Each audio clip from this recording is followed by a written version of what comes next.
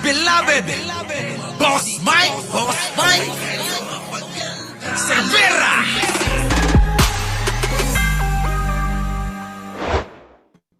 Lisa Tanas. Oh, kita nyo? Itsura pa lang ng mga kampo nyo. O ano na naman yung chismis mo? Kung makabastos ka kay First Lady. Oh, sobrang galit mo, ano? Bakit? Kasi hindi naibigay yung mga gusto ninyo. Kasi ang nangyari, tinanggal yung amo mo. Kasi yung boss nito, mga kababayan, ayun, tinapon sa kangkungan. Kaya naghimutok, nabaliw, kung ano-ano mga sinasabi. Basta naisip, lumalabas sa bibig. Hindi naman ganun, mga kababayan. Sabi nga ni Direk Freddy, lahat na lang na sinabi nito, walang patunay. Pero bakit nakakapagtaka? Yung mga DDS, pinapaniwalaan. Ganun na ba kayo kamangmang? Kahit walang ebidensya, pinaniniwalaan ninyo? Ha? O likha na lang talagang lahi kayo ng mga chismoso at chismosa? Oh, ito na. Ano na naman yung chismis mo? Alam mo Kala mo meron akong pinaka-sensitive na information. Pang-ilan na yan, Maharlika? Pang-ilan na? Di ba, Direk Freddy? Oh, ito na naman, oh. Meron na naman pinapalabas. Nandito si Direk Freddy sa mga hindi pa nakapag-subscribe din ha. Subscribe nyo na to. Oh. Di ba? Meron na naman siyang pautot. Nasaan na yung USB? Nasaan na yung video ng droga? Nasaan na yung mga yun? Ilang yan na yan. Puro na lang ganito to. Meron na naman siyang mga pautot. Akala mo, meron akong alam na sensitibo. Teka muna bago tayo pumunta dyan. USB muna. Inaka. Kaya nga sabi ni Direk Freddy dito. Oh, ano sabi ni Direk Freddy, Boss Mike? Ha? Sabi ni Direk Freddy, oh. Sabi mo, Direk? Meron kang sinabi rito eh. Oh, hindi ko makalimutan eh. Ha? Direk, ano yung sabi mo? Kay Maharlika? Luka-luka to eh. Oh, ano sabi ni Direk Freddy rito? Oh, nasaan na yon? Boss Mike, hanapin mo nga yung sinabi ni Direk. Oh, naghahang na yata eh. Nasaan? Oh, wala. Dine. Siguro, Dine. Dine. Ba yun? Hindi, Dine. Dine. Direk, nasa ka na? Paramdam ka naman, oh. Hoy! Paramdam ka! Nawala na! Nawala na si Direk, oh. Hindi dyan, Boss Mike, eh. Dito lang yun, eh. Bakit nawala yun? Ewan ko sa'yo. Bakit nawala? Yun na, hinahanap ko nga, eh. Wait lang. Hinahanap ko nga, eh. Kung saan napunta yung video na yun, eh. Oo. Kailan mo ba tinapik? Hindi ko na maalala, eh. Walang niya kasi kung si Maharlik, pahamak ko sa buhay ng mga Pilipino. Oo, wala itong ginawa, kundi kundi gaguhin tayong lahat, eh. Putik na, inang inang talaga to si Maharlika, mga kababayan, eh. Nasa ka na? Ayaw mo na magpakita, buwisit. Nasa na? Magpakita ka na! Wala na! Ano sabi ni Direk Freddy? Di ba? Nasaan ang ebidensya mo? Yung ebidensya!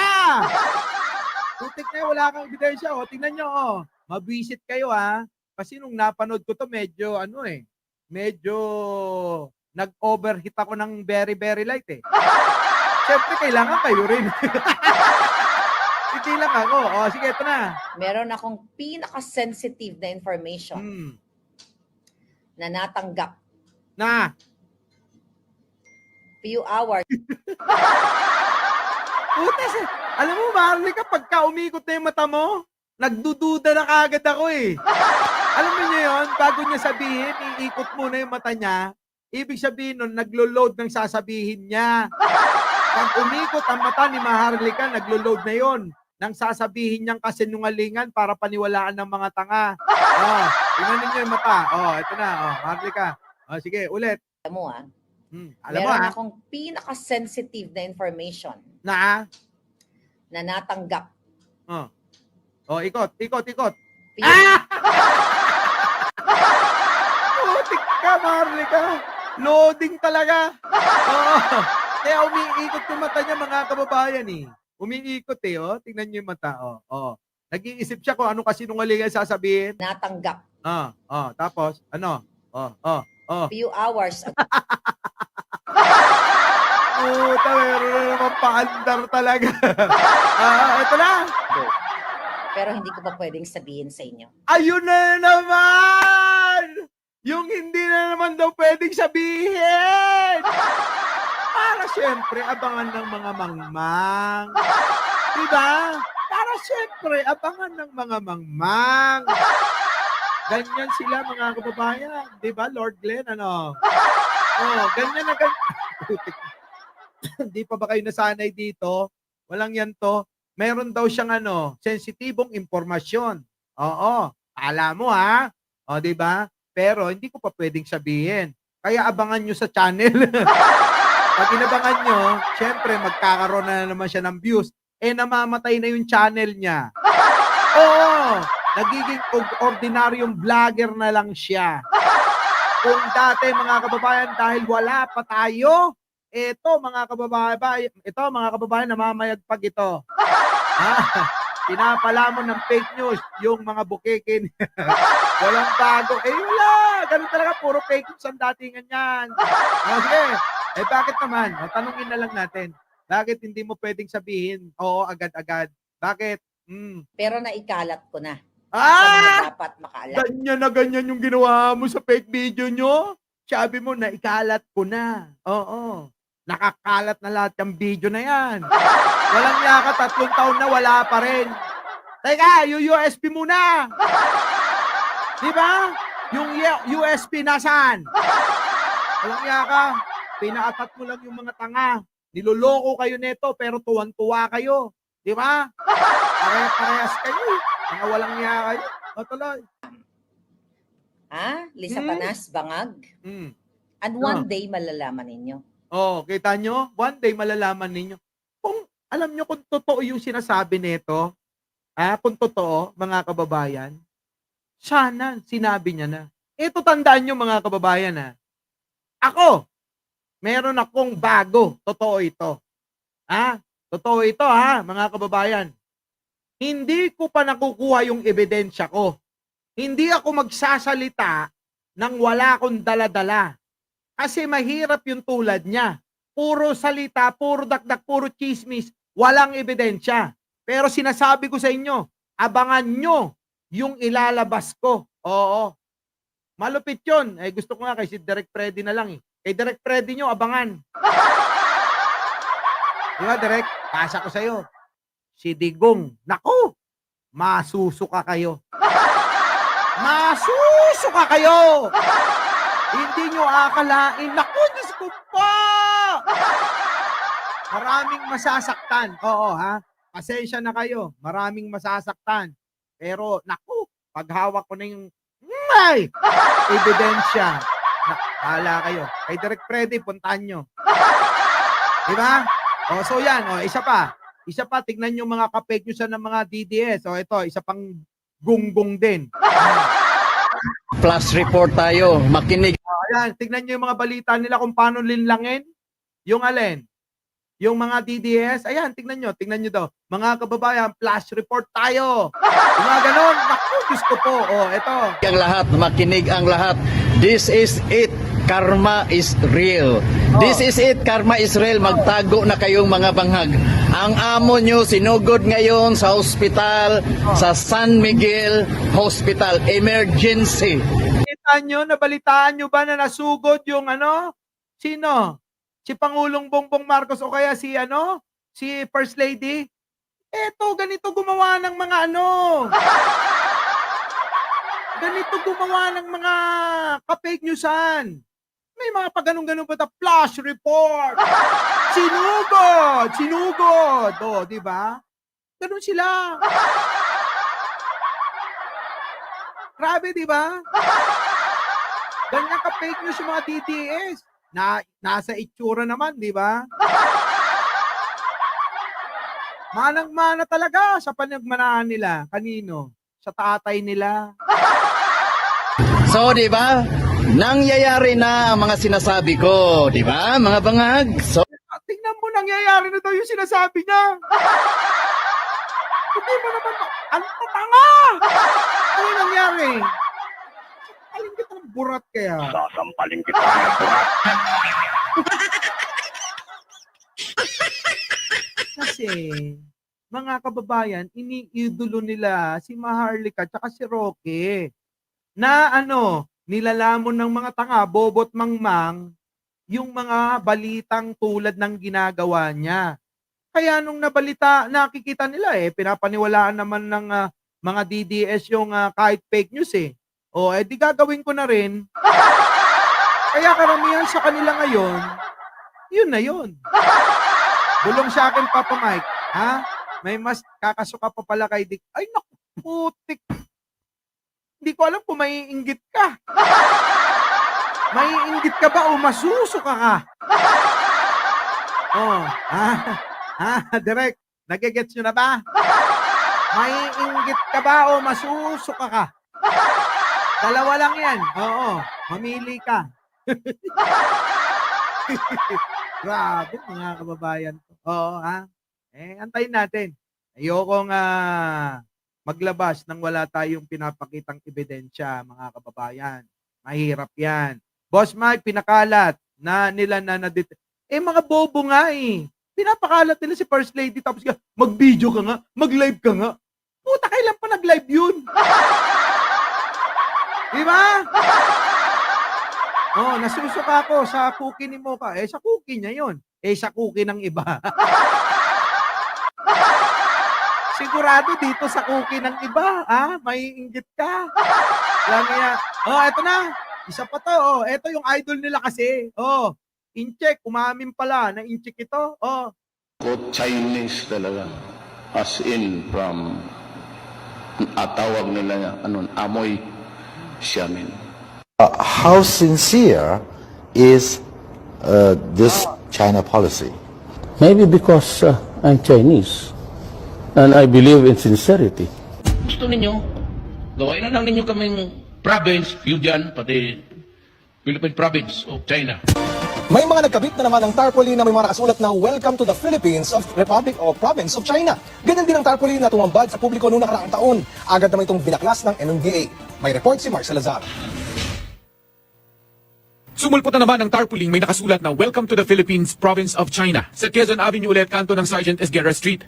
Sa footbridge naman, sa tapat ng Santo Domingo Church. At sa kanto ng Tuason, parehong sa kahabaan din ng Quezon Avenue. Ang nakaimprenta naman, Pilipinas ang inalaya ng buhay, hindi China. Anyari? Kita nyo, mga kababayan ko. Ayan maliwanag na maliwanag. Si Digong, aminado na inchik daw talaga siya. Kaya wag na kayong magtaka kung maging pro-China siya. Di ba? Kaya yung mga tagahanga niya, kung ano pinapiniwalaan ng idol nila, yun din sila. Ang lolo ko, Chinese talaga. As in from, tawag nila niya, amoy siyamin. How sincere is this China policy? Maybe because I'm Chinese. Kita nyo? Chinese daw siya. Paano? Kaya pala. Yung mga DDS ayaw sa purong Pilipino. Ang gusto nila yung may lahing katulad neto. Chinese daw si Digong, Hindi Pilipino yung binoto nyong Pangulo. Kaya pala, walang pagmamahal sa mga Pilipino. Kaya pala yung mga Pilipino pinagpapapatay neto. Kita nyo, mga kababayan? Ngayon magtataka pa kayo kung bakit hindi mahal ni Digong yung mga Pilipino, lalong-lalo na yung mga mahirap. At ang kinampihan nito, yung mga tsekwa na gumagawa ng mga katarantaduhan tulad ng pagbebenta ng droga. Kita niyo, mga kababayan ko, napakaliwanag naman, di ba? And I believe in sincerity. gusto ninyo, gawain na lang ninyo kaming province, Fujian, pati Philippine Province of China. May mga nagkabit na naman ng tarpaulin na may mga nakasulat na Welcome to the Philippines of Republic o Province of China. Ganyan din ang tarpaulin na tumambad sa publiko noong nakaraang taon. Oo, kung maalala nyo lang, nung panahon ni Digong, ang daming Chinese na pasaway. Pero walang napaparusahan. Buti pa si Herbert, sinampal. Oh, di ba? Oh, napasaway. Pagkatapos sampalin at hinuli ni Herbert, nakita niyo yon, Herbert Bautista, nung sampalin niya yung yung Chinese, napakayabang kasi bata pala ni Digong. Bata ni Digong. Kaya malalakas ang loob.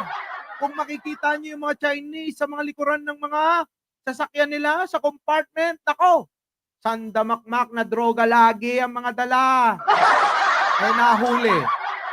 Dumating si Herbert Bautista. Anong ginawa? Pinagsasampal niya. Ano nangyari pagkatapos nun? Ayun, mga kababayan. Ginawan din ng istorya yung kapatid niya. Style Digong yan. Digong. Okay ni Nam. Agad naman itong binaklas ng MMDA. May report si Mark Salazar. Sumulpot na naman ang tarpaulin may nakasulat na Welcome to the Philippines, Province of China. Sa Quezon Avenue ulit, kanto ng Sergeant Esguerra Street. Sa footbridge naman, sa tapat ng Santo Domingo Church. At sa... Alam nyo ba kung bakit ginagawa nung panahon ni Digong ito? Alam nyo kung ano? Alam nyo? Alam nyo? Hindi nyo alam, no? Ako na magpapaliwanag. Ginagawa ni Digong yan, mga kababayan, bilang testing kung papalag yung mga Pilipino. Sinusubukan niya na kunin yung pulso nyo kung sasang-ayon ba kayo sa katarantaduhan niya. Naibenta na tayo ng buong-buo sa China. Dahil nabenta niya na yung West Philippine Sea, sinusubukan niya naman, ibenta na yung buong Pilipinas. Kaya yan, mga kababayan, testing niya yan. Mind conditioning, sabi nga ni Robbie Ong. Hindi.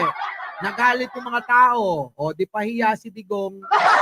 Ano sabi ng mga tao? Bakit ganyan? Nagkakaroon ng ganon. O, nagalit yung mga tao. Grabe, mga kababayan. Biglang tinanggal lahat yan. Bakit? O, di ba? Bumaba yung rating niya bigla. Tama, mali. Tama. Kanto ng Tuason, parehong sa kahabaan din ng Quezon Avenue. Ang nakaimprenta naman, Pilipinas ang inalaya ng buhay, hindi China. Anyari, Digong. May sagot. O, tuloy. Ayan o. Pilipinas ang inalaya ng buhay, hindi China. O, anyari, Digong. Di ba may sagot eh. O, tuloy. Anyari, Digong. Hulyo ng nakaraang taon ang unang lumabas ang mga tarpaulin na ito at umani ng negatibong reaksyon mula sa mga netizens. Kita nyo, yan na nga. Nung umani ng negatibo sa netizens, bumaba yung rating ni Digong, yung trust rating kay Digong. Ayun, biglang kumambyo. Mark Salazar, GMA News. Yan. Wala na tayo. Yun ang history. Wala na tayo. Yun ang history. Kayong mga Pilipino nakikinig na yun. Boundary lang, tubig lang naman, hayaan mo yan. I am horrified by the idea that we have compromised through a secret agreement. Yan, yung secret agreement na yan. Ang secret? Secret talaga. Inilihim sa atin ng gobyerno ni Digong kung paano nila binenta yung mga isla natin dyan sa West Philippine Sea. Napakawalang yan, diba, mga kababayan? Pero nagkaroon tayo ng Pangulo na tulad ni Pangulong Bongbong. Ano nangyari? Nabisto yung mga kalakuhan ninyo, di ba?